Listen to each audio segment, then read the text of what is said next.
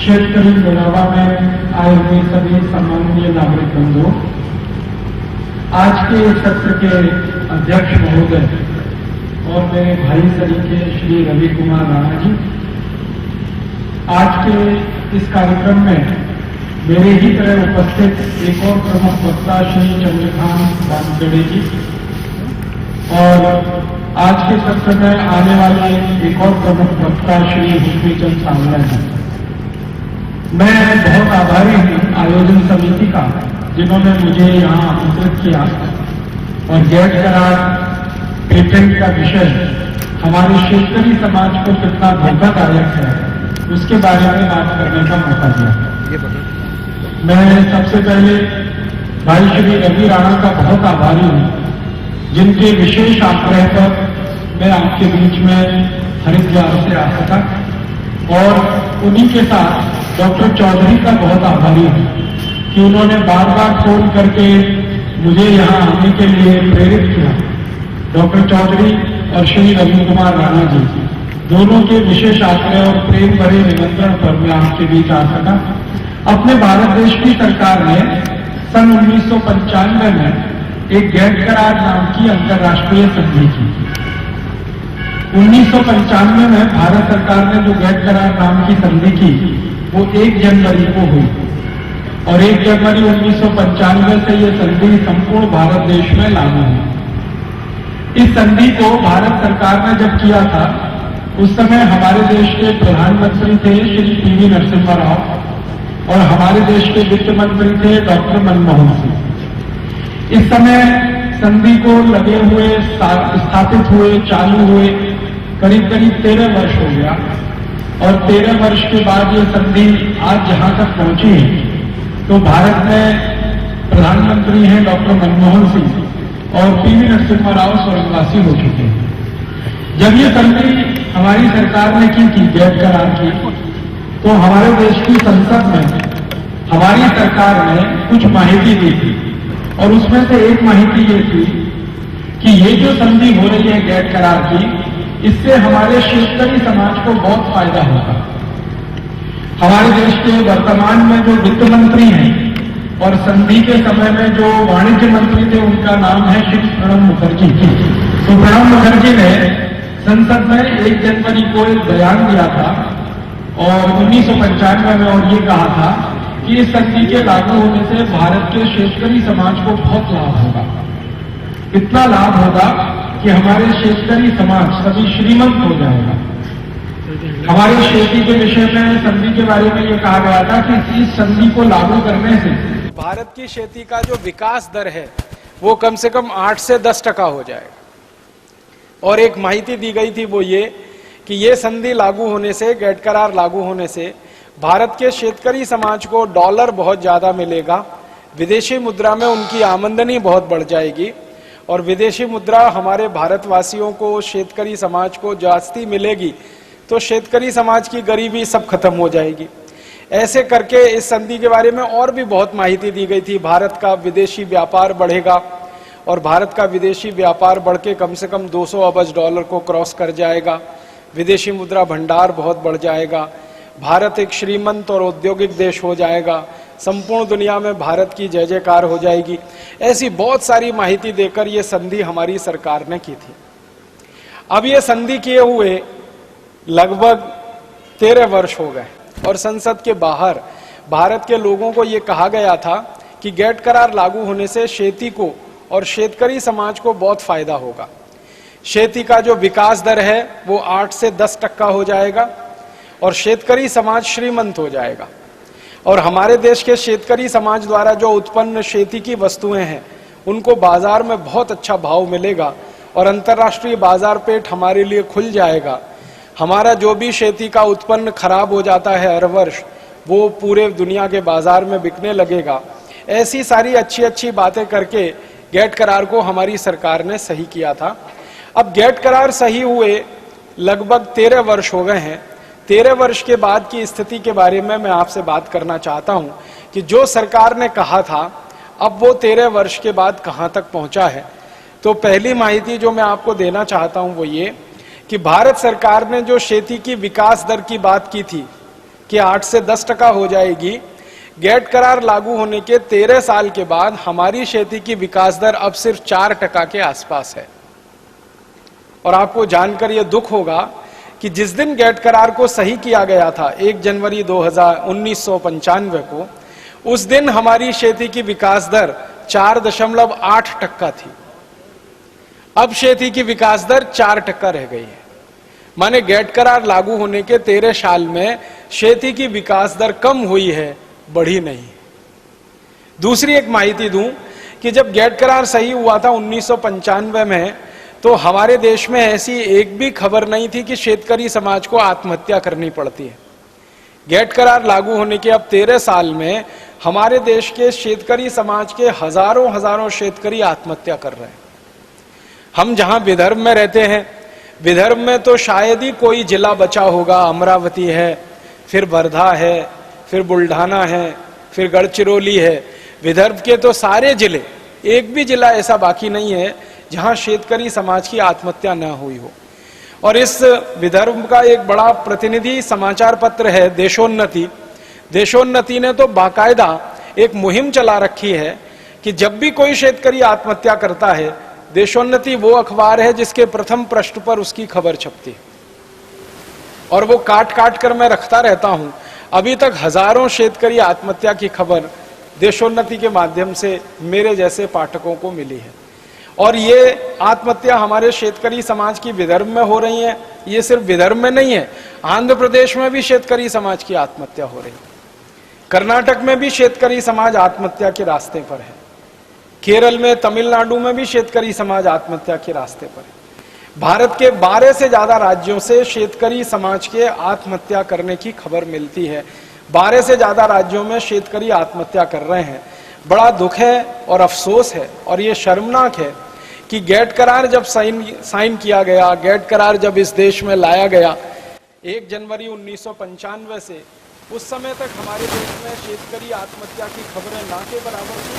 अब गेट करार लागू होने के 13 साल में शेतकरी समाज की आत्महत्या हजारों की संख्या में हो रही है। और आपको शायद याद होगा, एक बार तो शेतकरी समाज की आत्महत्या के प्रश्न पर परेशान होकर हमारे देश के प्रधानमंत्री को विदर्भ की यात्रा करनी पड़ी थी और सेवाग्राम में आकर 2 दिन रुकना पड़ा था शेतकरी समाज के प्रश्नों को समझने के लिए। संसद में इतनी बार हंगामा हो चुका है शेतकरी आत्महत्या के सवाल पर। तो गेट करार लागू होने से शेतकरी समाज की आत्महत्या बढ़ी। गेट करार लागू होने से हमारे शेतकरी समाज का जो विकास दर है, खेती का विकास दर है, वो कम हुआ। 4.8% से अब 4% पे आ गया है। और अगले 1 साल का हमारे लोगों का अनुमान है, अर्थशास्त्रियों का, खेती की विकास दर अब 3% के आसपास 2009 के समाप्त होने तक रह जाएगी। उसके बाद हमारे देश की सरकार ने एक सर्वे कराया है जिसकी मैं माहिती आपके बीच में रखना चाहता हूं। गेट करार लागू होने के बाद भारत के शेतकरी समाज और साधारण लोगों पर उसका क्या फर्क पड़ा है, क्या अंतर आया है, उसके लिए एक सर्वे हुआ। हमारे देश में एक बहुत बड़े अर्थतज्ञ हैं, बहुत बड़े अर्थशास्त्री हैं, उनका नाम है प्रोफेसर अर्जुन सेन गुप्ता। वो हमारे वर्तमान प्रधानमंत्री डॉक्टर मनमोहन सिंह के बहुत खास मित्र हैं और भारत देश में बहुत समय तक ऊंचे पदों पर रहे हैं। जब श्रीमती इंदिरा गांधी इस देश में प्रधानमंत्री हुआ करती थी तो प्रोफेसर अर्जुन सेन गुप्ता हमारे देश के योजना आयोग के उपाध्यक्ष हुआ करते थे। योजना आयोग का अध्यक्ष प्रधानमंत्री होता है, उसके ठीक नीचे उपाध्यक्ष। तो प्रोफेसर अर्जुन सेन गुप्ता योजना आयोग के उपाध्यक्ष रह चुके हैं, बहुत बड़े अर्थतज्ञ हैं, बंगाल के बहुत समय तक वित्त मंत्री रहे हैं। ऐसे एक विद्वान व्यक्ति ने भारत सरकार का एक सर्वेक्षण पूरा किया है। 2006 जून में वो सर्वेक्षण छपा है और उससे ये उन्होंने एक माहिती निकाली है कि गेट करार लागू होने के बाद भारत के साधारण लोगों की स्थिति और विशेष रूप से शेतकरी समाज की स्थिति बहुत खराब हुई है। उन्होंने कुछ आंकड़े दिए हैं। उन्होंने बताया है कि गेट करार लागू होने के लगभग 12 साल में भारत के साधारण लोगों की गरीबी बहुत बढ़ी है, साधारण शेतकरी की गरीबी बहुत बढ़ी है। और उन्होंने गरीबी के आंकड़े दिए हैं। मेरे जैसे आदमी को हैरानी होती है, सारे देश को हैरानी है। 84 कोटि लोग इस समय गरीबी की रेखा के इतने नीचे हैं कि जिनके पास एक दिन में खर्च करने के लिए 20 रुपया नहीं है। गेट करार लागू होने के बाद की ये स्थिति है। 84 कोटि भारतवासी एक दिन में 20 रुपए खर्च नहीं कर सकते। आप जरा सोचिए, 115 कोटि का हमारा देश है। 115 कोटि में 84 कोटि लोगों के पास एक दिन में खर्च करने के लिए 20 रुपया नहीं है। इसका सीधा मतलब है 84 कोटि लोगों की एक दिन की आमदनी 20 रुपए से कम है।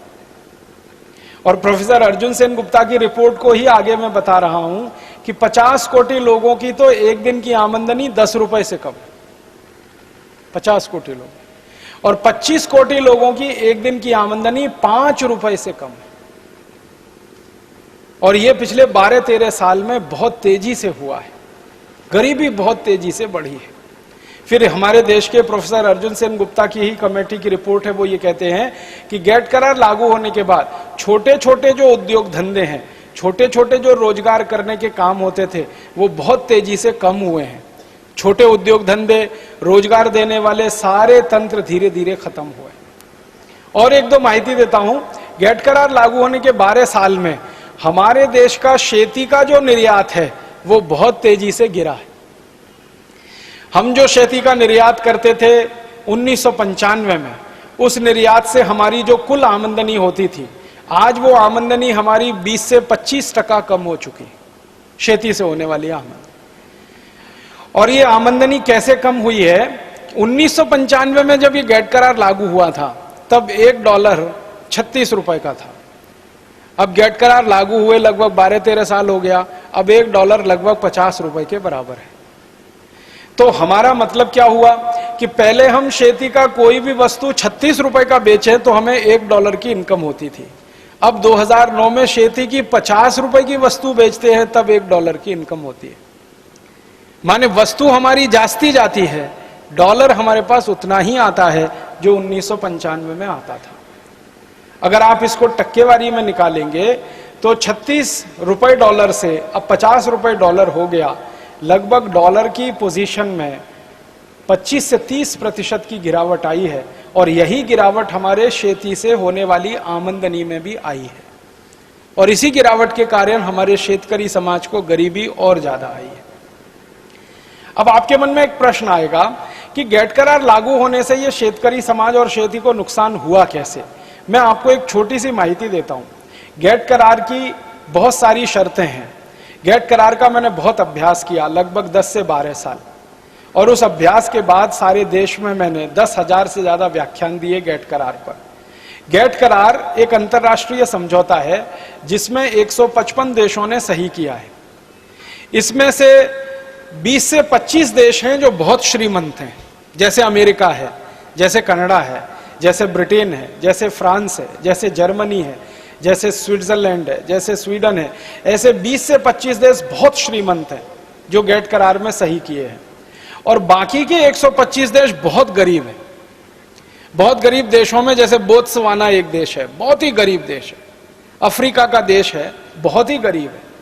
वहां तो पूरे देश की सकल आमदनी की जब बात की जाती है तो एक आदमी की आमदनी रुपए में जब गिनी जाती है तो 1.5 से 2 रुपए से कम पड़ती है उनके यहाँ।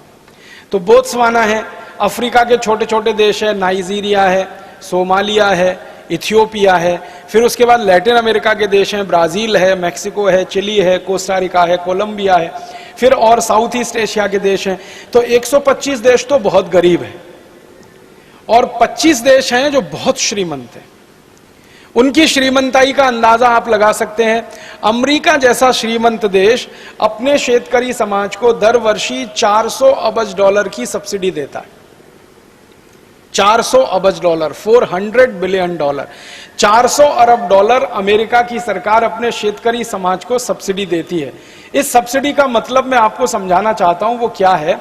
अगर अमेरिका का कोई शेतकरी खेती करे और खेती में वो ये कहे कि मेरे पास $1 का उत्पन्न है, अमेरिका का कोई शेतकरी $1 का उत्पन्न अगर अपने क्षेत्र में करता है तो अमेरिका की सरकार उस $1 के उत्पन्न को अमेरिका से शेतकरी से 400 देकर खरीद लेती है।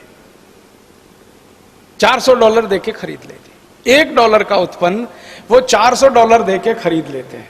माने शेतकरी को उत्पन्न से 400 पट जास्ती मुनाफा वो दे देते हैं। अब वो उत्पन्न को फिर वो अंतर्राष्ट्रीय बाजार में बिक्री करते हैं और उस बिक्री के कारण वो सस्ता हो जाता है क्योंकि सरकार के पैसे बहुत लग गए हैं उसमें।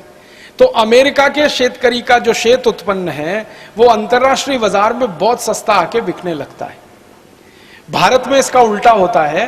भारत की सरकार शेतकरी को सब्सिडी तो देती नहीं है, माननीय शरद जोशी के हिसाब से अगर कहूं तो निगेटिव सब्सिडी देती है। शेतकरी संगठन वाले यहां बैठे हैं, उनके हिसाब से कहूं, उनका बड़ा अच्छा कैलकुलेशन है कि सब्सिडी तो देती नहीं, निगेटिव सब्सिडी है हमारे यहां, माने शेतकरी से उल्टा खींच लेती है हमारी सरकार, शेतकरी को तो देती नहीं है। तो यहां के शेतकरी को तो कोई खास सब्सिडी है नहीं और अमेरिका के शेतकरी को $400 अरब साल की सब्सिडी है।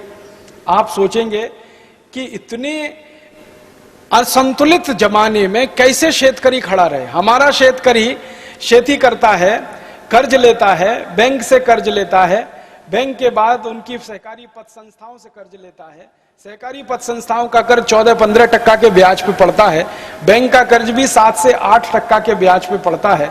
और अमेरिका का शेतकरी जब कर्ज लेता है बैंक से तो उसको ब्याज ही नहीं देना पड़ता और उनके यहां तो निगेटिव ब्याज होता है, माने सरकार अपनी तरफ से शेतकरी को मदद करती है। तो अमेरिका का शेतकरी बिना ब्याज के कर्ज लेके खेती करता है, भारत के शेतकरी को ब्याज भर के खेती करनी पड़ती है, ब्याज देनी पड़ती है अपने कर्जे पर। और भारत का शेतकरी सबसे जास्ती ब्याज देता है कर्जे पर, जो कोई नहीं देता इस देश में। अभी 3-4 साल पहले तक तो भारत के शेतकरी को 14% का ब्याज था हमारे देश में, और सहकारी पत संस्थाओं में तो 18 से 20% का ब्याज था। और अगर प्राइवेट मनी लेंडर से वो कर्ज लेता है तो ब्याज का दर 100% भी हो सकता है, 150 से 200% भी हो सकता है। तो भारत का शेतकरी बहुत ज्यादा ब्याज लेके, बहुत ज्यादा ब्याज देके कर्ज लेता है, अमेरिका के शेतकरी को ब्याज ही नहीं भरना पड़ता। भारत का शेतकरी अपनी वस्तुएं सरकार को बेचता है तो सरकार अंतर्राष्ट्रीय बाजार भाव से भी कई बार सस्ती कीमत पे खरीदी कर लेती है, वहां भी शेतकरी मार खा जाता है। फिर अंतर्राष्ट्रीय बाजार में अमेरिका की सरकार अपनी शेतकरी को एक्सपोर्ट सब्सिडी देती है और भारत की सरकार ऐसी कोई सब्सिडी नहीं देती है। तो अंत में निर्णय क्या आता है, अंत में फैसला जहां जाता है या बात जहां जाके रुकती है वो ये कि भारत के शेतकरी का माल अंतर्राष्ट्रीय बाजार में जाते जाते महंगा हो जाता है क्योंकि यहां ब्याज ज्यादा देनी है, सरकार की तरफ से एक्सपोर्ट सब्सिडी भी नहीं है और सरकार को शेतकरी समाज की अगर टोटल सब्सिडी है तो वो निगेटिव है। इन तीनों बातों से मिलकर भारत के शेतकरी का कोई भी उत्पन्न अंतर्राष्ट्रीय बाजार में महंगा होता है और अमेरिका और कनाडा और यूरोप के शेतकरी का उत्पन्न अंतर्राष्ट्रीय बाजार पेट में सस्ता होता है। अब सस्ता उत्पन्न है तो जास्ती बिकेगा, महंगा उत्पन्न है तो कम बिकेगा। यही चक्कर में भारत के शेतकरी समाज की वस्तुएं अंतर्राष्ट्रीय बाजार में कम बिकती हैं और फिर अंतर्राष्ट्रीय बाजार में जब शेतकरी समाज की वस्तुएं कम बिकती हैं तो उसका दोनों तरफ ऋणात्मक प्रभाव आता है। पहला तो माल कम जाता है, दूसरा शेतकरी को आमदनी कम होती है। इसके विपरीत दूसरे देशों के शेतकरी को जब ज्यादा सब्सिडी वाला माल भारत में आके बिकता है, क्योंकि WTO की एग्रीमेंट की शर्तों के अनुसार कोई भी देश के शेती का माल किसी भी देश में जाकर आसानी से बिकेगा। तो अमेरिका का शेत उत्पन्न भारत में आके बिक सकता है, यूरोप का शेत उत्पन्न भारत में आके बिक सकता है। तो अमेरिका और यूरोप के देशों की कापूस आके भारत में बिकना शुरू हो गई है।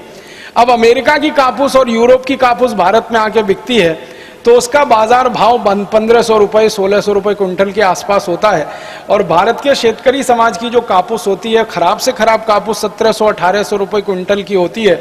तो भारत की शेतकरी की कापूस महंगी और अमेरिका के शेतकरी की कापूस सस्ती। तो भारत के बाजार में भी अब विदेशी कापूस जास्ती बिकती है। तो कापूस उत्पन्न करने वाले शेतकरी समाज की कापूस कम बिकती है। एक तो अंतर्राष्ट्रीय बाजार में भाव कम मिलता है, दूसरे अपने ही देश के बाजार में कापूस कम बिकती है। दोनों का ही दुष्परिणाम ये होता है कि कापूस उत्पन्न करने वाले शेतकरी को आमदनी कम होती है और वो आमदनी उसके खर्चे से भी कई बार कम होती है। तो बैंक का खर्चा इतना लागत बढ़ जाती है कि वो कर्जे में डूब जाता है और अंत में आत्महत्या करने के लिए मजबूर हो जाता है। हमारे देश में टाटा इंस्टीट्यूट ने एक रिसर्च कराया, सर्वे कराया विदर्भ में शेतकरी समाज की आत्महत्या के विषय। तो उसमें पता चला कि बहुत सारे कापूस उत्पन्न करने वाले विदर्भ के जो शेतकरी हैं उनका जो कापूस उत्पन्न का खर्चा है उससे कम कीमत पर उनकी कापूस बिक रही है बाजार। खर्चा आता है 1700 रुपए क्विंटल, खर्चा आता है 1800 रुपए क्विंटल और कापूस बिकती है 1500 रुपए क्विंटल, 1400 रुपए क्विंटल, 1350 रुपए क्विंटल। ऐसी स्थिति हमारे यहां है। और एक समय क्या आता है कि जब आप खर्चा ज्यादा करें खेती में और उत्पन्न आपका ना बिके उस भाव से, जिस भाव का खर्चा आपने किया, तो हर समय आप घाटे और घाटे की खेती करें, और घाटे की खेती की पूर्ति करने के लिए बैंक से कर्जा लें, और बैंक के कर्जे को ब्याज देने के लिए कर्जा लें, फिर कर्ज का ब्याज और ब्याज का कर्ज, यही चक्कर में किसान आत्महत्या कर ले। ऐसी हालत हमारे यहाँ है। दूसरी एक समस्या गेट करार के बाद जो हमारे यहाँ पैदा हुई कि जब से प्रदेश के शेत उत्पन्न भारत के बाजार में आसानी से बिकने लगे हैं, हमारे शेतकरी ने उन उत्पन्न को करना ही कम कर दिया है। आपको सुन के अफसोस होगा और मुझे बहुत दर्द है ये कहते हुए कि भारत के बाजार पेट में मलेशिया की दाल बिकती है, भारत के बाजार पेट में इंडोनेशिया की दाल बिकती है, भारत के बाजार पेट में चाइना का लहसुन बिकता है, भारत के बाजार पेट में ईरान का आलू बिक रहा है, भारत के बाजार पेट में अमेरिका का सेब बिक रहा है, सफरचंद जिसको हम कहते हैं, एप्पल। भारत के बाजार पेट में न्यूजीलैंड का केला बिक रहा है। माने दुनिया भर के हजारों शेत वस्तुएं, कृषि वस्तुएं भारत के बाजार में आके बिकने लगी हैं। अब जिन वस्तुओं को अपना शेतकरी उत्पन्न करता था, वही वस्तुएं जब विदेशों के बाजार से आकर अपने बाजार में बिकने लगेंगी, तो भारत के शेतकरी के लिए बाजार कम होता गया, और बाजार कम होता गया तो फिर शेतकरी को आमदनी में कमी आ गई, और फिर वो आमदनी की कमी शेतकरी की गरीबी को बढ़ा गई। आज से 10-12 साल पहले हम ये कल्पना नहीं कर सकते थे कि भारत के बाजार में चाइना का लहसुन मिलेगा, ईरान का आलू मिलेगा, अमेरिका का सफरचंद मिलेगा, न्यूजीलैंड का केला मिलेगा, या मलेशिया, इंडोनेशिया जैसे देशों की दालें मिलेंगी। एक छोटा सा देश है हमारे पड़ोस में बर्मा, उसकी सबसे ज्यादा दाल आके यहां बिकती है। अरहर की दाल, मूंग की दाल, उड़द की दाल, चने की दाल बर्मा जैसे देश की अंधाधुंध बिकती है। और समस्या क्या आती है, भारत के शेतकरी की दाल का भाव 3500 रुपए क्विंटल, तो बर्मा की दाल का भाव 2700 रुपए क्विंटल, 2800 रुपए क्विंटल। अब 3500 रुपए क्विंटल भारत के शेतकरी की दाल, 2700 रुपए क्विंटल बर्मा की दाल, तो हमारे देश के जो व्यापारी हैं उनको मुनाफा जास्ती चाहिए, तो वो क्या करते हैं, बर्मा की दाल खरीदते हैं, अंधाधुंध बेचते हैं। मैं कल जलगांव में था, यहां आने के लिए मैं कल जलगांव से ट्रेन पकड़ा था, सवेरे जलगांव से ट्रेन पकड़ा था, कल रात जलगांव में रुका था। आप जानते हैं जलगांव बहुत बड़ा बाजार है दाल का। मेरे एक बहुत नजदीकी दोस्त हैं जो दाल की प्रोसेसिंग करते हैं, मूंग की दाल की प्रोसेसिंग करते हैं। मैंने कल उनसे पूछा क्या हाल है बाजार का, तो उन्होंने कहा राजीव भाई 2-2.5 साल हो गए हैं हिंदुस्तान की मूंग की दाल बाजार में नहीं है, 2-2.5 साल हो गए। मैं बोला फिर किसकी है, तो उन्होंने कहा सारी मूंग की दाल बर्मा से आकर बिक रही है। तो मैं बोला 2.5-3 साल पहले क्या होता था, तो वो बोल रहे थे कि 2.5-3 साल पहले उत्तर प्रदेश की दाल आती थी यहां पर बिकने के लिए, बिहार की दाल आती थी यहां पर बिकने के लिए, बंगाल की दालें आती थी बिकने के लिए, उत्तराखंड की दालें आती थी बिकने के लिए। 2.5-3 साल से दालें ही नहीं नजर आ रही हैं हिंदुस्तान की, सारी बर्मा की दाल आती है बिकने के लिए। तो मैंने उनसे पूछा कि अगर बर्मा की दाल आ रही है बिकने के लिए जलगांव में, तो फिर जलगांव में बाकी भारतवासियों की दाल नहीं बिक रही, तो उनकी दाल का क्या हुआ, वो कहीं दूसरी जगह बेच रहे हैं? तो उन्होंने कहा बेच नहीं रहे हैं, दाल पैदा करना ही बंद कर दिया है उन्होंने। हमारे देश के हजारों नहीं लाखों शेतकरी जो 2.5-3 साल पहले तक दाल पैदा करते थे, उन्होंने 2.5-3 साल से दाल पैदा करना ही कम कर दिया है। और सरकार अब चिंता कर रही है कि दाल का क्षेत्रफल इस देश में घट रहा है, दलहन का क्षेत्रफल इस देश में घट रहा है। अब शेतकरी कहते हैं हम क्या करें, हमारी दाल को भाव नहीं है, विदेशी दाल 2700 रुपए क्विंटल में व्यापारी खरीद लेता, हमारी कौन खरीदेगा 3500 रुपए क्विंटल में, तो वो कहते हैं भाव नहीं है, तो दाल पैदा करना कम कर दिया। इसी तरह की स्थिति तिलहन के क्षेत्र में है। तिलहन हिंदुस्तान के शेत बाजार में इस समय सबसे ज्यादा विदेशी तेल बिक रहा है। आप सभी जानते हैं कि एक मलेशिया नाम का छोटा सा देश है, उस देश का एक तेल है जिसका नाम है पामोलिन तेल। वो पामोलिन तेल सबसे ज्यादा भारत के बाजार में है, सबसे ज्यादा। 1-2 टन नहीं, लाखों टन में है, करोड़ों टन में है पामोलिन तेल, जो भारत के शेत बाजार में आ गया। अब पामोलिन तेल आके बिकने लगा।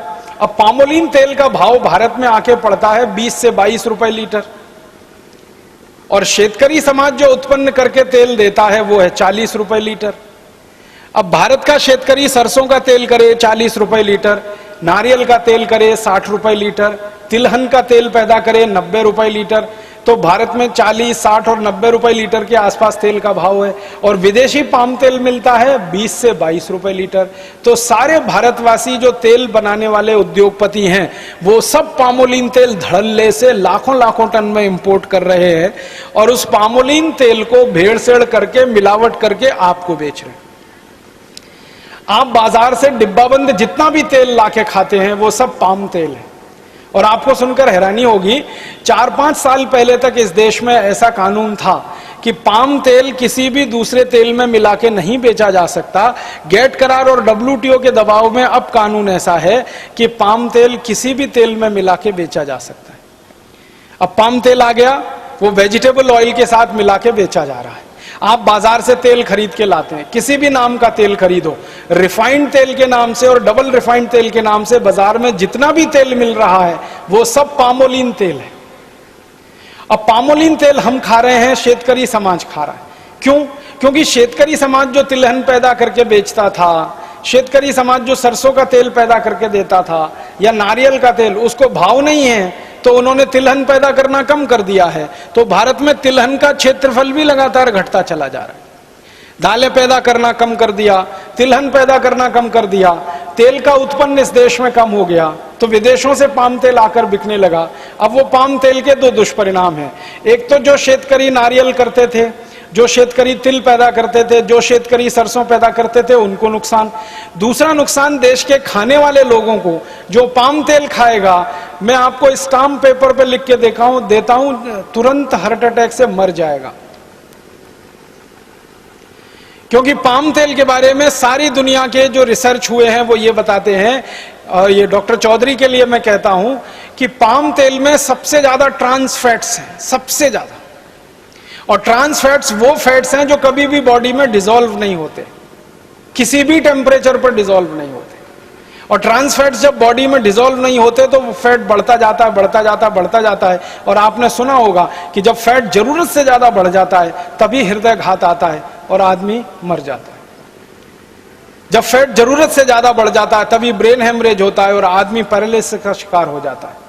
जब ट्रांस फैट्स बहुत बढ़ जाते हैं शरीर में तभी शरीर में ऐसे भयंकर दुष्परिणाम होते हैं। डायबिटीज बढ़ती है, हाइपरटेंशन बढ़ता है जिसको बीपी आप कहते हैं, हार्ट अटैक आता है, ब्रेन हेमरेज हो जाता है। ऐसे खतरनाक रोग जिनमें शरीर का हमेशा के लिए भयंकर दुष्परिणाम हो जाए या हमारे शरीर का भयंकर नुकसान हो जाए, ऐसे रोग भी सारे के सारे पाम तेल के दुष्परिणाम ही हैं। पाम तेल दुनिया में कोई नहीं खाता भारत को छोड़कर। मलेशिया, जिस देश से पाम तेल भारत में आता है WTO करार के बाद, वो मलेशिया खुद पाम तेल नहीं खाता। मलेशिया में पाम तेल का जास्ती से जास्ती उपयोग होता है उद्योग धंधों में, लेकिन वो पाम तेल गेट करार के बाद भारत में भयंकर पैमाने पर बेचा जा रहा है। तेल का बाजार पूरी तरह से अब विदेशियों के कब्जे में चला गया। तो एक तरफ अपना शेतकरी नुकसान पाता है, दूसरी तरफ लोगों को भी तकलीफ आती है। और इसी तरह गेट करार की एक खतरनाक शर्त ने हमारे देश को एक और बड़े खतरे में डाल दिया। हमारे देश में पहले एक कानून था कि जो बीज होता है, सीड्स जो होता है, वो सीड्स पर किसी का पेटेंट नहीं हो सकता, क्योंकि भारत में ऐसी मान्यता रही है कि ये जो बीज है वो भगवान की देन है, प्रकृति की देन है, ईश्वर ने बनाया, परमपिता परमात्मा ने बनाया, इसको आदमी ने नहीं बनाया। तो इसलिए यह माना जाता है कि बीज जो होता है, सीड्स जो होते हैं, वो परमपिता परमात्मा की देन है, ईश्वर की देन है, उस पर मनुष्य का अधिकार नहीं है, इसलिए वो पेटेंट के दायरे के बाहर है, उनको पेटेंटेबल नहीं माना जाता इस देश में। अब गेट करार ने शर्त बदल दी। गेट करार की शर्त यह हो गई है कि सभी बीज अब पेटेंट के दायरे में आ गए हैं। पहले हमारे यहां बीज होते थे डिस्कवरीज, डॉक्टर साहब, चौधरी साहब, पहले बीज होते थे सब डिस्कवरीज। अब पेटेंटेबिलिटी की दायरे में आने के बाद बीजों को सरकार ने इन्वेंशंस जैसा मानना शुरू कर दिया है।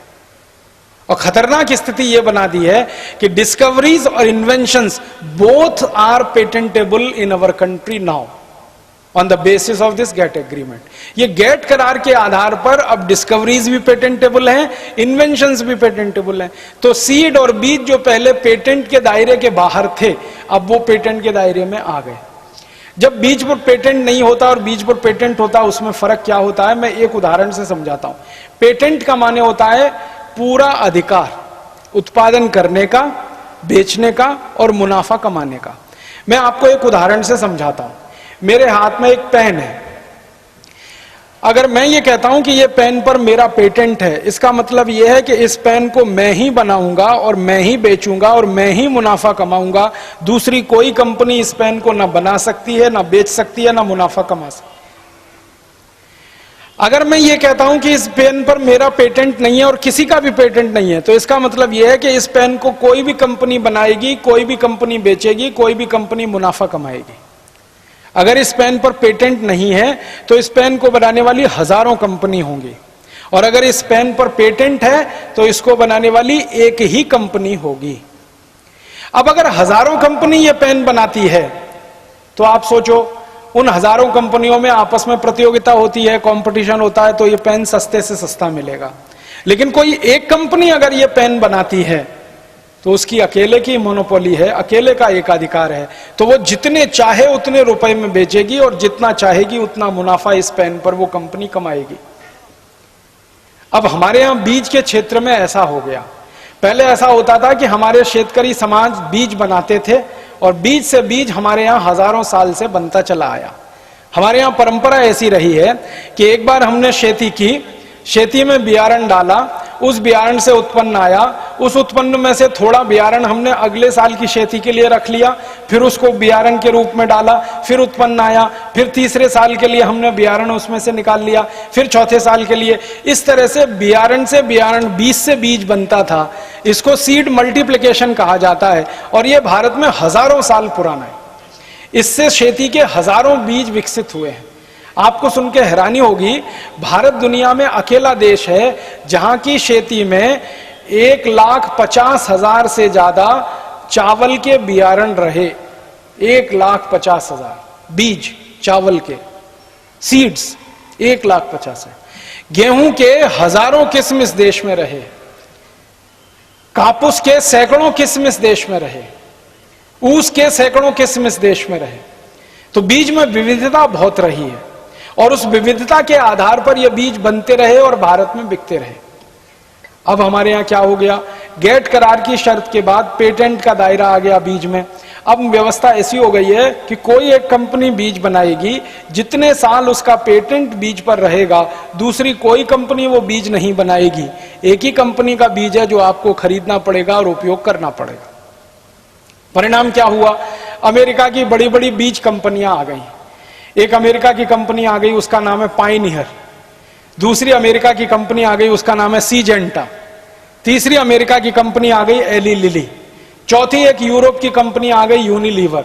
ऐसी 20 बड़ी बड़ी मल्टीनेशनल कंपनी बीज के क्षेत्र में आ गई और उन्होंने भारत के शेतकरी समाज के विकसित किए हुए बीज को अमेरिका और यूरोप में पेटेंट करवाना शुरू कर दिया और उस पेटेंट के आधार पर भारत में धंधा शुरू कर दिया। बहुत दुख होता है और अफसोस होता है मुझे ये कहते हुए कि भारत के छत्तीसगढ़ प्रांत में चावल का बियारण जो हजारों साल से चलता आ रहा था, उस पर अभी पेटेंट अमेरिका की सीजेंटा कंपनी का है। इसी तरह से भारत के कापूस के बहुत सारे बियारण जो हजारों साल से शेतकरी समाज ने विकसित किए, उस पर अमेरिकन कंपनियों ने पेटेंट एप्लीकेशन दे रखे हैं। तो हमारे बियारण और अब विदेशी कंपनियों के पेटेंट के दायरे में, इस पेटेंट के दायरे का मतलब मैंने आपसे कहा कि बीज पर अगर किसी कंपनी का 20 साल का पेटेंट है तो वो कंपनी 20 साल तक उस बीज को बेचेगी और 20 साल तक उस पर मुनाफा वो कमाती रहेगी। भारत का कोई भी शेतकरी अगर उस बीज को बनाकर बेचने की कोशिश करेगा तो वो अमेरिकन कंपनी उस शेतकरी के खिलाफ मुकदमा करेगी और शेतकरी को जेल में डाल दिया जाएगा, उसको हथकड़ियां लगाई जाएंगी और उसको नॉन बेलेबल ऑफेंस डिक्लेयर किया जाएगा। अब सोचो, मैं हजारों साल से एक बियारण बनाता हूं, अपने खेत में वापरता हूं, उसी पर अमेरिकन कंपनी ने पेटेंट ले लिया तो वो बियारण का सारा कंट्रोल अमेरिकन कंपनी के हाथ में चला गया, मेरे हाथ में अब कुछ नहीं रह गया। तो परिणाम क्या होगा? शेतकरी समाज जो बीज से बीज बनाता था और बीज के उत्पादन में स्वावलंबी होता था, अब वो शेतकरी समाज का सारा स्वावलंबन खत्म हो रहा है और वो सारा का सारा बीज अब मल्टीनेशनल कंपनी के कंट्रोल में चला गया। अब उसका परिणाम क्या हुआ? जब मल्टीनेशनल कंपनी के कंट्रोल में बीज चला गया तो बीज का भाव बढ़ गया। जो बीज पहले आपको 40, 50, 60 रुपए किलो मिल जाता था, अब उस बीज की कीमत हो गई 10,000 रुपए किलो, 15,000 रुपए किलो, 20,000 रुपए किलो, 25,000 रुपए किलो। आप यहां पर कोई शेतकरी भाई हैं जो शायद कापूस करते होंगे, आपने कापूस में एक बीज का नाम सुना होगा ना, BT cotton, BT cotton, BT cotton. ये बीटी कॉटन पेटेंटेड सीड है और इसी तरह से हमारे देश के बाजार में आया।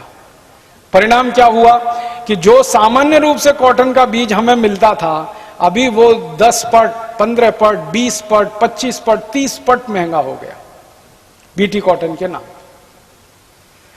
और अब ये जो मल्टीनेशनल बीज बेचते हैं बीटी कॉटन का, तो वो क्या कहते हैं? वो कहते हैं कि कॉटन के बीज में जंतु बहुत लगते हैं, कीट बहुत लगते हैं, हमने बीटी कॉटन ऐसा बीज बनाया जिसमें जंतु ही नहीं लगेगा, कीट ही नहीं लगेगा। मतलब उस बीज को इतना जहरीला कर दिया कि उसमें कोई जंतु और कीट नहीं आएगा।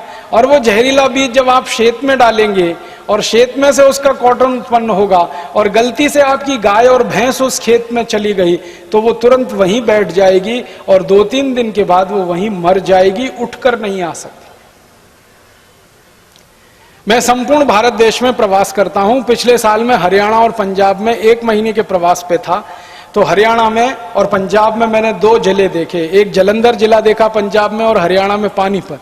जलंधर जिले के सैकड़ों गांवों में जहां बीटी कॉटन किसानों ने लगाया, वो किसान मुझे अपना खेत दिखाने के लिए ले गए। तो उन किसानों ने मुझे परीक्षण करके बताया। एक खेत में मैं खड़ा था जलंधर से 30 किलोमीटर दूर एक गांव में।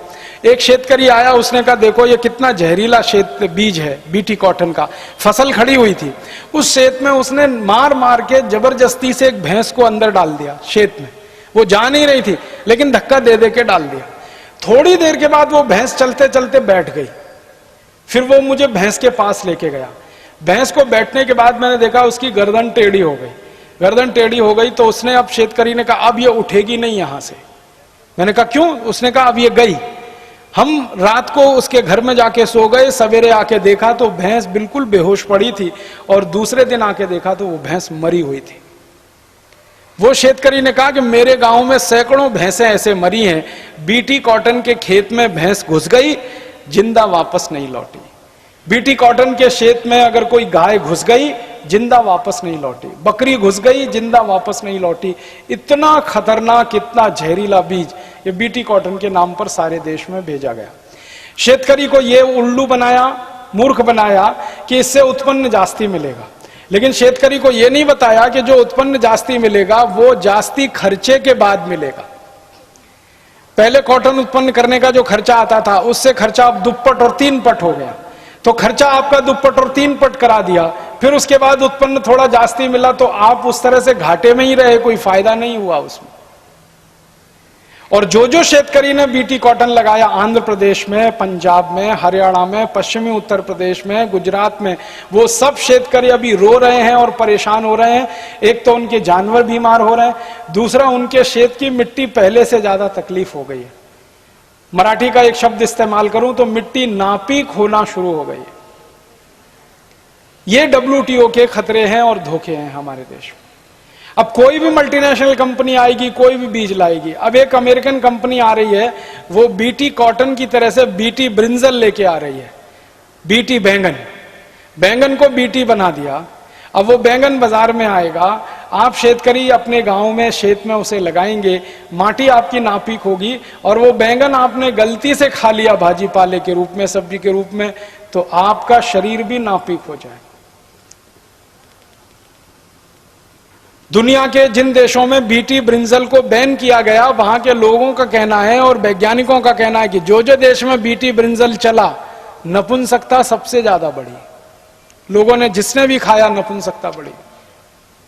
अब फिर बीटी टमाटर लाने की बात कर रहे हैं, फिर बीटी पटेटो माने बीटी बटाटा लाने की बात कर रहे हैं। तो बीटी बना बनाकर सारे भाजी पाले को हिंदुस्तान में लाने की तैयारी बहुत सारे मल्टीनेशनल्स कर रहे हैं।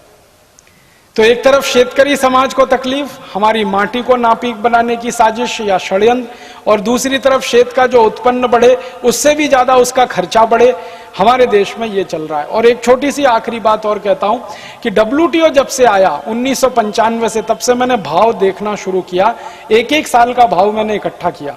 WTO 1995 में 1 जनवरी से शुरू हुआ, हमारे देश में यूरिया और DAP का भाव बढ़ना शुरू हो गया WTO के बाद। 1995 के आंकड़े बताता हूं। 1994 दिसंबर तक हमारे देश में 50 किलो यूरिया था 70 रुपए का, 70 रुपीज पर बैग। 50 किलो का यूरिया का बैग 70 रुपए का। WTO आने के बाद हमारे देश की सरकार ने डायरेक्ट और इनडायरेक्ट दोनों सब्सिडीज को कट करने का जो प्रयास किया शेतकरी समाज की, यूरिया DAP की सब्सिडीज भी कम हुई शेतकरी समाज के लिए। तो अब वही यूरिया 70 रुपए का जो 50 किलो था, अब 270-275 रुपए का 50 किलो है 2009 में। तो यूरिया का भाव बढ़ गया कम से कम अगर आप 70 रुपए का 140 में लो 2 पट हो, और 70 रुपए का आप अगर 180 में लेते हो 3 पट हो गया। 70 रुपए का अगर आप 250, 260, 270 में लेते हो 4 पट, तो 4 पट यूरिया का भाव बढ़ा दिया सरकार ने WTO की कंडीशन से। फिर DAP का भाव उससे भी ज्यादा हो गया। DAP तो करीब 8 से 9 पट महंगा हो गया।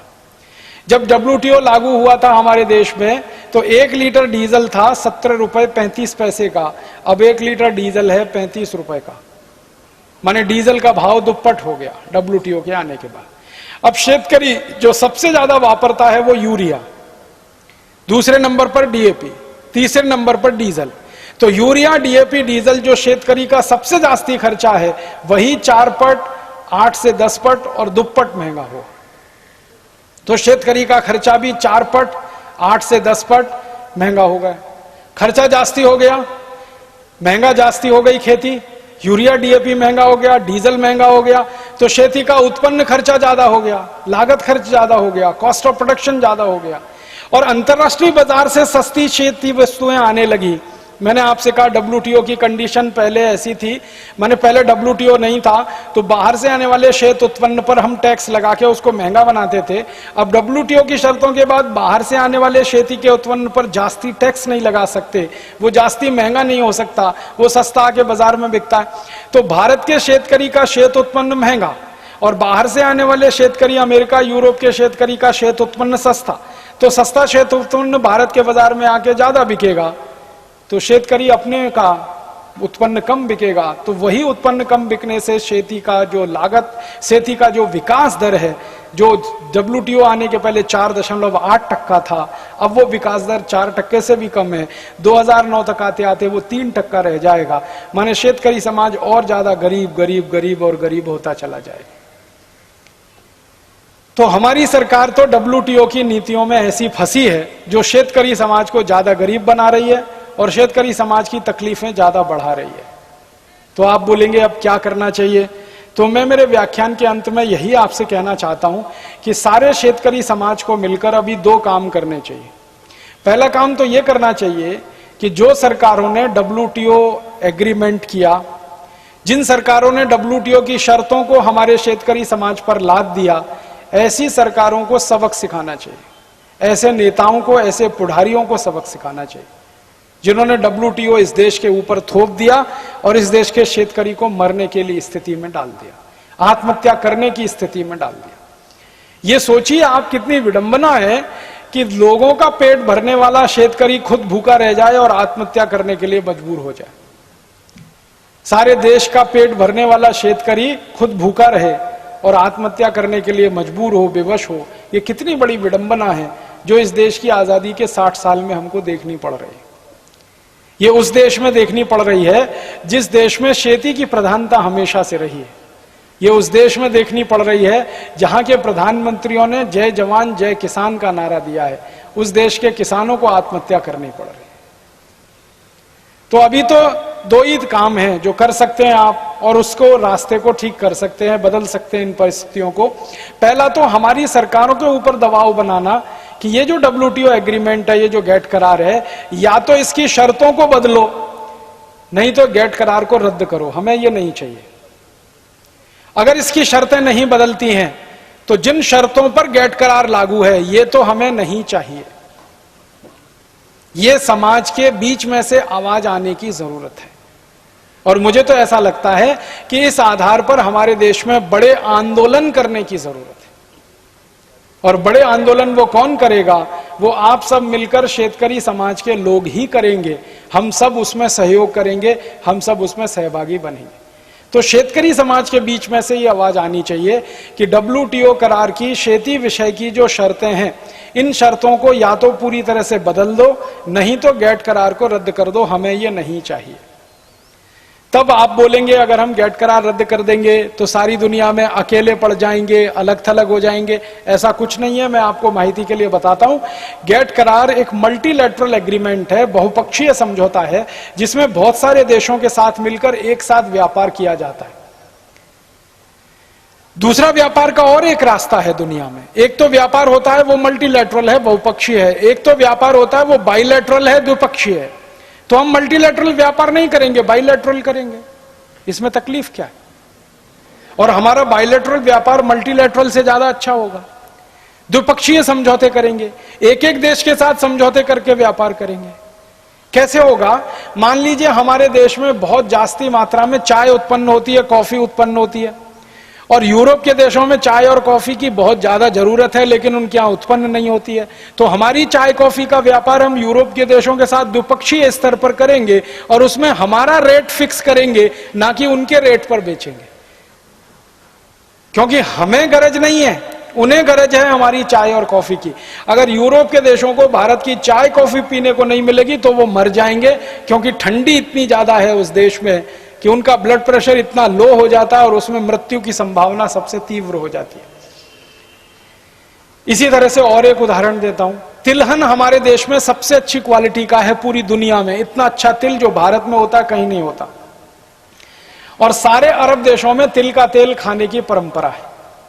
तिल का तेल खाते हैं, खजूर का तेल खाते हैं, नारियल का तेल खाते हैं।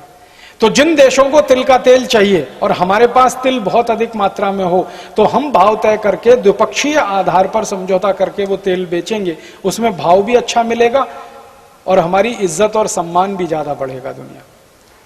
तो मेरा यह कहना है कि मल्टीलैटरल व्यापार का जो समझौता WTO है, इसको खत्म करके बाइलैटरल तरीके से, द्विपक्षीय तरीके से हम व्यापार के समझौते कर सकते हैं और एक एक देश के साथ एक एक समझौता करके हमारी वस्तुओं को ज्यादा अच्छे भाव पर बेच सकते हैं। तो हमको WTO की तो वैसे कोई जरूरत नहीं है, हम द्विपक्षीय आधार पर व्यापार दुनिया में कर सकते हैं। और दूसरी जानकारी, अगर WTO हम खत्म करा देते हैं तो भारत के बाजार में क्या फायदा होगा? बर्मा की दाल बिकना बंद हो जाएगी भारत के बाजार में, अमेरिका का सेब बिकना बंद हो जाएगा, न्यूजीलैंड का केला बिकना बंद हो जाएगा, अमेरिका की कापूस आना बिकना बंद हो जाएगी यहां पर, कनाडा का गेहूं आकर बिकना बंद हो जाएगा, ऑस्ट्रेलिया का गेहूं आकर नहीं बिकेगा। माने परदेशी खेती वस्तुएं भारत के बाजार में बिकना कम हो जाएंगी। परिणाम क्या होगा? भारत के शेत बाजार में भारत की स्वदेशी वस्तुओं की डिमांड बढ़ जाएगी और जैसे ही स्वदेशी वस्तुओं की डिमांड बढ़ेगी तो स्वदेशी वस्तुओं की कीमतें बढ़ जाएंगी और शेतकरी समाज को जास्ती लाभ मिलेगा। मैंने एक सीधा सा हिसाब निकाला कि आज अगर हम WTO को कैंसिल कर दें और विदेश का कापूस भारत के खेती में आकर बिकना बंद हो जाए, भारत के शेत बाजार में, भारत के मार्केट में विदेशी कापूस ना बिके, तो अभी विदर्भ के शेतकरी का कापूस 5 से 5.25 हजार रुपए क्विंटल का भाव आराम से हो जाएगा। अभी आज की तारीख विदेशी कापूस जैसे ही खत्म होगा भारत के बाजार से, देशी कापूस को 5-5.25 हजार रुपए क्विंटल का भाव सीधे हो जाता है। विदेशी गेहूं अगर भारत के बाजार में आकर बिकना बंद हो जाए तो देशी गेहूं को भाव वैसे ही 2000 रुपए क्विंटल हो जाता है, जो अभी 1100 रुपए क्विंटल भी नहीं। विदेशी चावल अगर आकर बिकना बंद हो जाए, फिलीपींस का चावल यहां ना बिके तो भारत के चावल का भाव 1400 से 1500 रुपए क्विंटल सीधे हो जाता है, दुप्पट भाव हो जाता है। गेहूं का भाव दुप्पट, चावल का भाव दुप्पट, आपके कापूस का भाव दुप्पट, आपका जो केला है उसका भाव दुप्पट, सफरचंद का भाव दुप्पट, आपकी जो भी शेत वस्तुएं हैं वो दुप्पट से 3 पट भाव पर तो आज हो जाएंगी अगर विदेश से आने वाली वस्तुओं को बंद कर दिया जाए इस देश में। और विदेशी श्वेत वस्तुओं को जैसे ही हम बंद करेंगे तो भारत के शेतकरी की वस्तुएं महंगी हो जाएंगी, वो एक बात होगी। और दूसरी बात ये होगी कि भारत के शेतकरी को जब ज्यादा भाव मिलने लगेगा तो वो खेती अपने आप उस दिशा में करना ज्यादा शुरू करेगा। अगर कापूस को 5,000 रुपए क्विंटल भाव हो जाए, अपने आप कापूस उत्पन्न करने का क्षेत्रफल बढ़ जाएगा इस देश में। अगर गेहूं को भाव 2-2.5 हजार रुपए क्विंटल हो जाए, गेहूं ज्यादा करना अपने आप शुरू कर देंगे शेतकरी। अगर चावल को भाव ज्यादा हो गया तो चावल ज्यादा अपने आप ही शुरू हो जाएगा। तिलहन को भाव ज्यादा हो जाए, दलहन को भाव ज्यादा हो जाए, दलहन का क्षेत्रफल बढ़ता है, तिलहन का क्षेत्रफल बढ़ता है। ये सरकार ने कई बार स्टडी कराई है कि 1 से 2% भाव में जब बढ़ोतरी होती है तो 1 कोटि हेक्टेयर ज्यादा खेती होने लगती है। हमारे कृषि मंत्रालय का एक रिसर्च है, एक सर्वे है कि 1 से 2 पट भाव बढ़ जाए, 1 से 2% भाव में बढ़ोतरी हो जाए, 1 कोटि हेक्टेयर खेती ज्यादा होने लगती है। अगर 8 से 10% भाव ज्यादा हो जाए तो आप सोचो कितने कोटि हेक्टेयर जास्ती खेती इस देश में होने लगती है। तो खेती जास्ती होती है, क्षेत्रफल ज्यादा होता है खेती का, और ज्यादा लोगों को उसमें रोजगार मिलता है। और एक तीसरा फायदा होता है, अगर WTO की शर्तों को हम रद्द कर दें और हिंदुस्तान की सरकार ये तय करे और हम उनको दबाव डालें कि 1995 में जब आपने WTO लागू किया था, उस समय खेती का जो लागत खर्च था, उसी लागत खर्च पर खेती को ले जाकर फिक्स कर दो, तो यूरिया आपको फिर से 70 रुपए का 50 किलो मिलता है। DAP आपको बड़े आराम से, बहुत आराम से 8 से 10 रुपए का 1 किलो मिल जाता है, जो इस समय 22 से 25 रुपए किलो है। यूरिया DAP का भाव 4 पट सस्ता होता है, DAP का भाव 8 से 10 पट सस्ता होता है, डीजल पेट्रोल का भाव कम से कम 2 पट सस्ता होता है। तो ये सब चीजें सस्ती होती हैं, यूरिया सस्ता, DAP सस्ता, सुपर फॉस्फेट सस्ता, फिर डीजल सस्ता, तो खेती का लागत खर्च कम होता है। लागत खर्च कम होता है और बाजार में कीमत जास्ती मिलती है, तो किसानों को दोहरा फायदा होता है, 2 तरफ से प्रॉफिट होता है। एक तो बढ़े हुए कीमत पर माल बेचना, वो एक फायदा, और दूसरा लागत और खर्च लगातार कम हो जाना, दूसरा फायदा। और हमारे देश में और सारी दुनिया में यह माना जाता है कि खर्चा जितना कम होता है, आमदनी उतनी ही बढ़ती जाती है। शेतकरी समाज का खर्चा जितना कम होगा, आमदनी उतनी ही बढ़ती जाएगी। तो WTO करार को रद्द करने से इतने सारे फायदे हमारे शेतकरी समाज को होते हैं। और मेरा मानना है कि कापूस 5,000 रुपए क्विंटल, गेहूं 2,500 रुपए क्विंटल और चावल 1,500-2,000 रुपए क्विंटल बिकने लगे और हर श्वेत वस्तु का उत्पन्न आधा खर्चा कम हो जाए और माल का भाव दुप्पट बढ़ जाए, सब शेतकरी श्रीमंत होते जाएं, एक भी शेतकरी आत्महत्या करने के लिए मजबूर ना हो इस देश। ये एक तरीका है। दूसरा एक तरीका है कि अगर WTO कैंसिल नहीं होता, भारत सरकार उसको लागू रखती है और भारत सरकार कहती है कि हम तो इसको कैंसिल नहीं करेंगे, तब आप शेतकरी समाज मिलकर एक फैसला करो कि हम ऐसे पुढ़ारियों को संसद में और विधानसभा में चुनकर भेजेंगे जो इस WTO को कैंसिल करने की बात करेंगे। जो पुढ़ारी, जो नेता WTO की खिलाफत नहीं करते, जो WTO को रद्द करने की बात नहीं करते, उन सब पुढ़ारियों को इस बार के चुनाव में सबक सिखाएंगे। आप एक ही बात तय कर लो, उसके बाद सब ठीक हो जाएगा इस देश में। आप जानते हैं हमारे देश में 64 कोटि वोट हैं, 64 कोटि मतदान करने वाले नागरिक हैं। अब 64 कोटि मतदान करने वाले नागरिकों में 80% नागरिक शेतकरी समाज के हैं, 80%। अगर ये 80% शेतकरी समाज के नागरिक ये तय कर लें कि हम मतदान उसी पुढ़ारी को करेंगे, उसी नेता को मतदान देंगे जो WTO को रद्द कराएगा, और WTO को रद्द कराने का माने शेतकरी समाज की समृद्धि और संपत्ति को दुप्पट बनाना, 3 पट बनाना, तो जो शेतकरी समाज को समृद्धशाली बनाएगा दुप्पट और 3 पट, और WTO को रद्द कराएगा, ऐसे पुढ़ारी को वोट करेंगे, ऐसे पुढ़ारी को मत देंगे, तो आप देख लो अगली बार की लोकसभा बदल जाएगी, अगली बार की विधानसभा बदल जाएगी, पूरी तस्वीर बदल जाएगी। आप बोलेंगे ऐसे पुढ़ारी आएंगे कहां से? आपके बीच में से आएंगे। ये मंच पे हमारे रवि भाई राणा बैठे हैं, हम सब लोग इनको कह रहे हैं कि आप तैयारी करो, और तैयारी करो, गंभीरता से तैयारी करो। विधानसभा में जाओ, नहीं तो लोकसभा में जाओ, और अपने जैसे 350 खासदारों को लोकसभा में लेके जाओ, और अपने जैसे 480 आमदारों को विधानसभा में लेके जाओ। ये रवि राणा एक हैं, इनके जैसे 480 आमदार नहीं मिलेंगे पूरे महाराष्ट्र में, खूब मिलेंगे। जो बेईमान नहीं है, जो चोर नहीं है, लंपट नहीं है, उचक्के नहीं है, शराबी नहीं है, कबाबी नहीं है, ऐसे तो बहुत लोग मिलेंगे। रवि राणा में तो कम से कम इतने दुर्गुण तो नहीं है। शराब वो पीते नहीं, दारू पीते नहीं, मांस खाते नहीं, लंपट है नहीं, चोरी कभी की नहीं, जेल कभी गए नहीं, पुलिस के अपराध में उनका कोई रिकॉर्ड नहीं। तो ऐसे ईमानदार स्वच्छ छवि वाले लोग 480 हमको चाहिए। पूरे महाराष्ट्र की लोक संख्या है 10 कोटि की, 10 कोटि में 480 नहीं मिलेंगे? जरूर मिलेंगे। बस हमें करना क्या है कि ये रवि राणा हुए, ऐसे 479 और इकट्ठे करके एक साथ इनको विधानसभा में भेज देना। तो आप बोलेंगे फिर क्या होगा? महाराष्ट्र की विधानसभा में अगर 480 आमदार ऐसे जाते हैं जो गेट करार का विरोध करते हैं और एक विधानसभा इस गेट करार को रद्द कर दे, तो भारत सरकार की ताकत नहीं है जो पूरे देश में उसको लागू कर दे, क्योंकि यह संविधान हमारा ऐसा कहता है।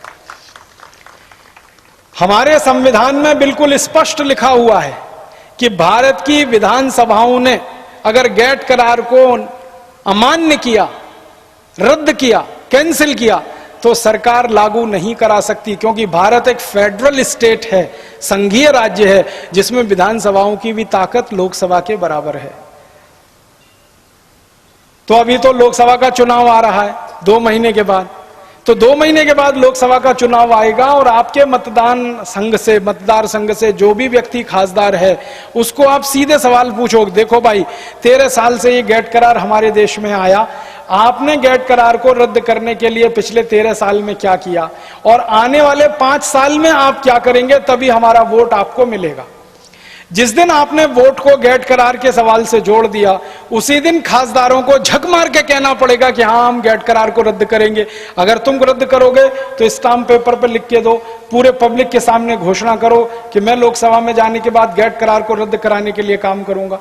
और अगर तुमने नहीं कराया तो तुमको वापस बुला के किसी दूसरे को भेजेंगे हम गेट करार को रद्द कराने के लिए। यह नहीं कि 5 साल तुमको चुनकर भेज दिया तो 5 साल हम चुप बैठ जाएंगे।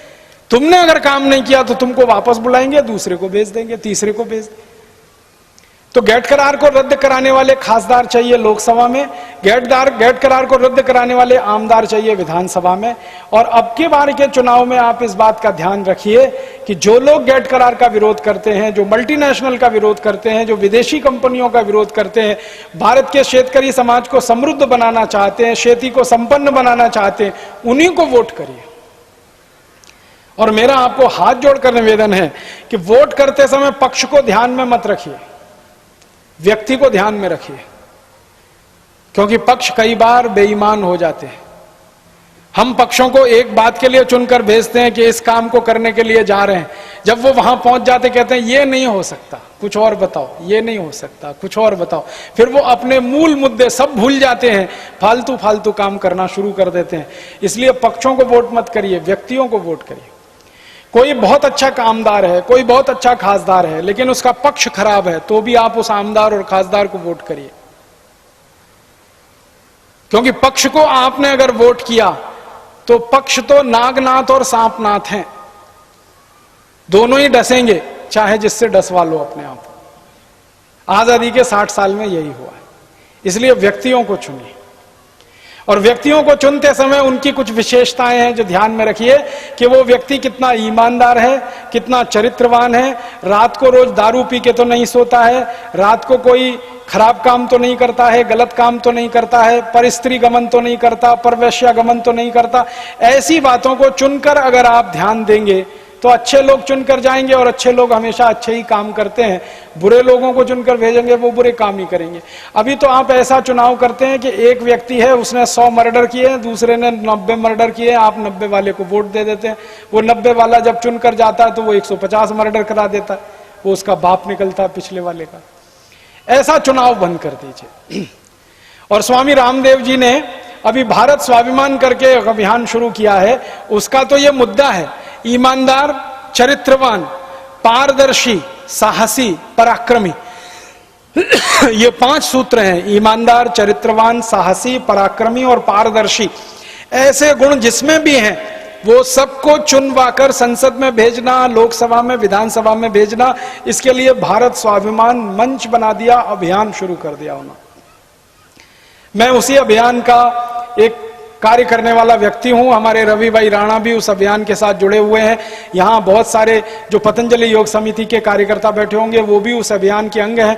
तो इस अभियान को लेकर 2 साल स्वामी रामदेव जी और मैं भारत के 600 जिलों का प्रवास करने जा रहे हैं और 600 जिलों का प्रवास करके हर जगह एक ही बात कहने जा रहे हैं कि आपके मतदान के समय ध्यान दीजिए, वोट देते समय ऐसे व्यक्तियों को जो विदेशी कंपनियों का बहिष्कार करते हो, गैट करार को रद्द कराने की बात करते हो, अंग्रेजों के जमाने के बनाए हुए कानूनों को खत्म कराने की बात करते हो। ऐसे 15-20 मुद्दे तय हुए हैं, उसके आधार पर आप वोट करिए। और ये बात कहने के लिए स्वयं रामदेव जी जाने वाले हैं 600 जिलों में, मैं जाने वाला हूं और ऐसे दूसरे भी साधु संत जाने वाले हैं 600 जिलों में। आपको सुनकर हैरानी होगी, श्री श्री रविशंकर जी, उनका पत्र आ गया कि हम आपके साथ इस पूरे अभियान में हैं। हमारे देश के महामंडलेश्वर बहुत बहुत बहुत पूजनीय सत्यमित्रानंद जी गिरी, वो परसों हमारे साथ थे हरिद्वार में। उनका पूरा आशीर्वाद है कि अगर ये काम के लिए आप निकलते हैं तो मैं भी आपके साथ। मुरारी बापू जी का संपूर्ण आशीर्वाद इस बात के लिए। 15 बड़े साधु संत जिनके एक एक कोटि से ज्यादा फॉलोअर हैं, 1 कोटि से ज्यादा जिनके फॉलोअर, ऐसे 15 संत एक साथ भारत के 600 जिलों का प्रवास शुरू करने जा रहे हैं अगले 2 साल। और यह प्रवास इसी बात के लिए है कि हमको गैट करार नहीं चाहिए, मल्टीनेशनल नहीं चाहिए, WTO नहीं चाहिए, विदेशीकरण जो हो रहा है इस देश का वो नहीं चाहिए, कर्जबाजारी जो बढ़ रही है शेतकरी समाज की और देश की वो नहीं चाहिए। तो इन सब बातों को लेकर जब साधु संत निकल रहे हैं समाज में, तो आप जान लीजिए परिवर्तन तो अब होगा इस देश में। क्योंकि जब भी भारत का सन्यासी और साधु निकला है तो उसने देश और समाज को बदला है। यह हमारा हजारों साल का इतिहास है, आप कभी भी उठा के देख सकते। साधु समाज, संत समाज जब भी निकला है, समाज उसके पीछे चला है। और हमारे यहाँ की राजनीतिक व्यवस्था तो हमेशा संत समाज के नीचे रही है। संत समाज ऊपर रहा है, राज्य व्यवस्था हमेशा उसके नीचे रही है। संत समाज के आशीर्वाद से हमारे यहाँ राजा काम करते रहे हैं।